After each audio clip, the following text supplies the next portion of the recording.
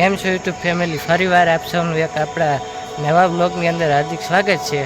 આજે આપણે પૂજ્ય ભજનદાસ બાપાના ધામ બગદાણામાં આવ્યા છીએ અને તમને સંપૂર્ણ જગ્યા બતાવવા જઈ રહ્યો છું। પહેલાં પણ આપણે બ્લોગ બનાવ્યો છે, પણ આ વખતનો બ્લોગ એકદમ વિચિત્ર અને અલગ રહેવાનો છે। આ વખતે હું તમને બધી જે બગદાણામાં સુવિધા છે તે હું તમને આજે બતાવીશ। પહેલાં પણ આપણે બ્લોગ બનાવ્યા હતા, તેમાં બધાનો ખૂબ સારો એવો સપોર્ટ રહેલો છે અને ખૂબ સારા સપોર્ટને લીધે આપણે ઘણા બધા બ્લોગ બનાવ્યા। અને આજે તમને હું એક અલગ જ બ્લોગ બતાવીશ, જેની અંદર બગદાણા ધામમાં જે કાંઈ સુવિધાઓ છે તે પણ હું તમને આજે બતાવવા જઈ રહ્યો છું। આ વર્ષે ઘણા બધા સુધારા કરવામાં આવેલા છે।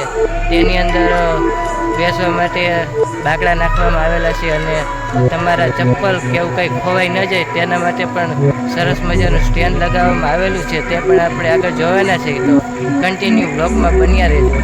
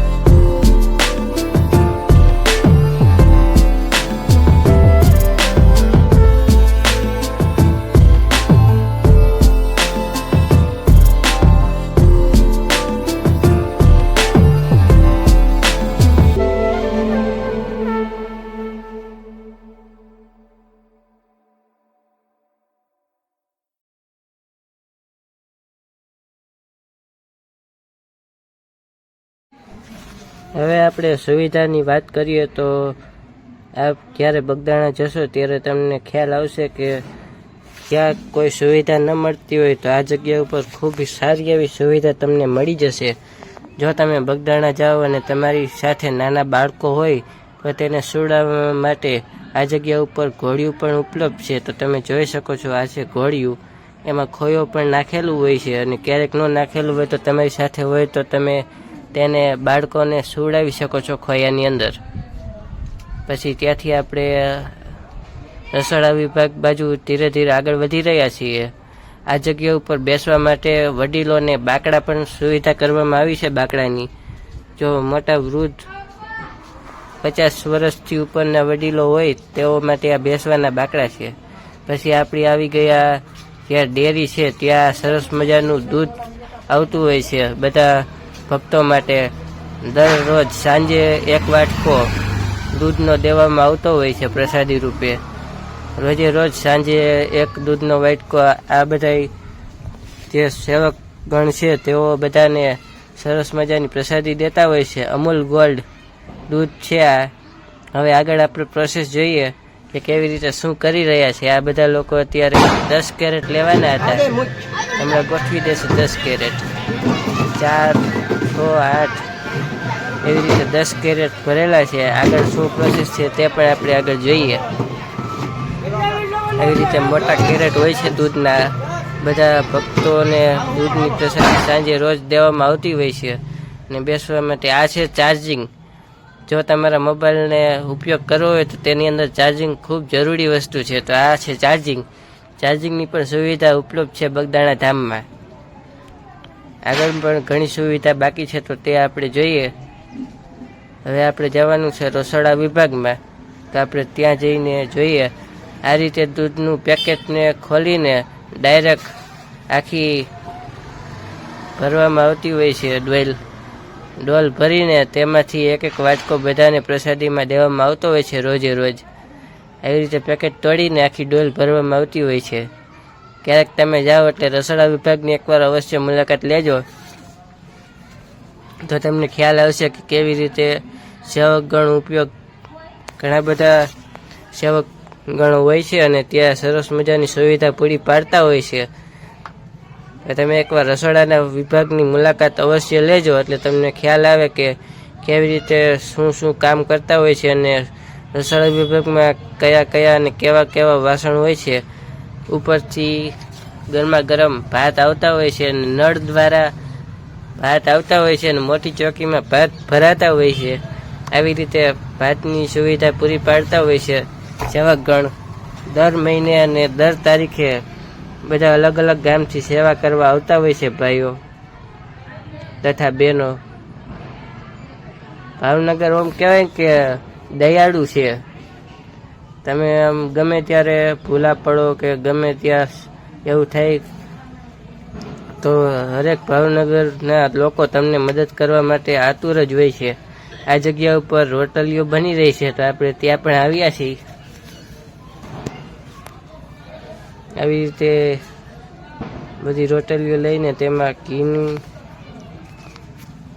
ઘી ઉપર ચોપડીને બધા ભક્તોને પ્રસાદી રૂપે રોટલી દેવામાં આવતી હોય છે. ઘણી બધી મહેનત થતી હોય છે તો આપણે આગળ પણ થોડીક સુવિધા જોઈએ. આવી રીતે મોટું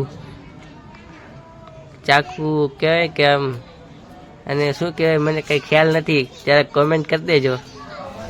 આવી રીતે રોટલીઓ કપાતી હોય છે. જરા કોમેન્ટ કહેજો કે આ શું કહેવાય, મને ખ્યાલ નથી.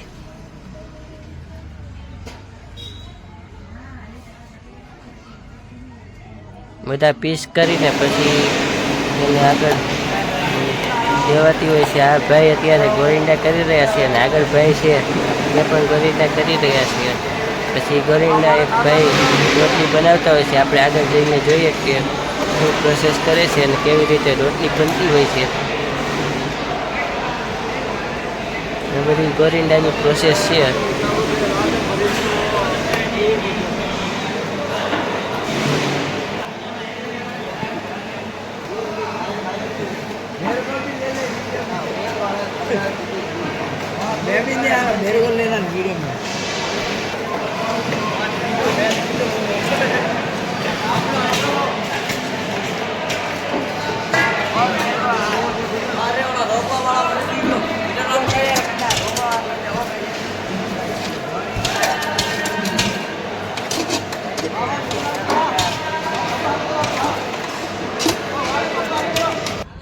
ઘણી બધી લાંબી પ્રોસેસ બાદ રોટલી થતી હોય છે અને પછી પ્રસાદીમાં દેવામાં આવતી હોય છે.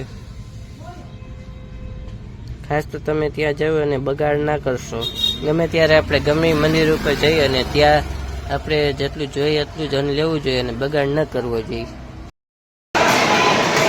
આ પ્રસાદીમાં લાડુ, ગાંઠિયા, આમાં દાળ છે,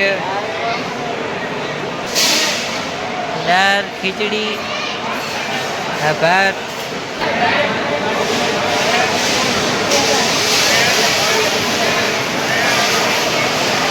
આ બધા સ્વયંસેવકો 5-6 કલાકની અથાત મહેનતથી બધા જે ભાવિક ભક્તો આવે છે, આપ જોઈ શકો છો કે જોરદાર ભાવિક ભક્તો દ્વારા આ જગ્યા ઉપર આવે છે સ્વયંસેવકો, અને તેઓ દ્વારા સરસ મજાની સેવા કરવામાં આવે છે.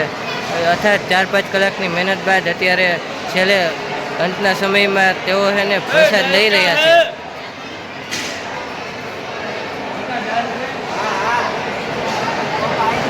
બધાને જમાડીને પછી આ સ્વયંસેવકો એને પ્રસાદી લે છે.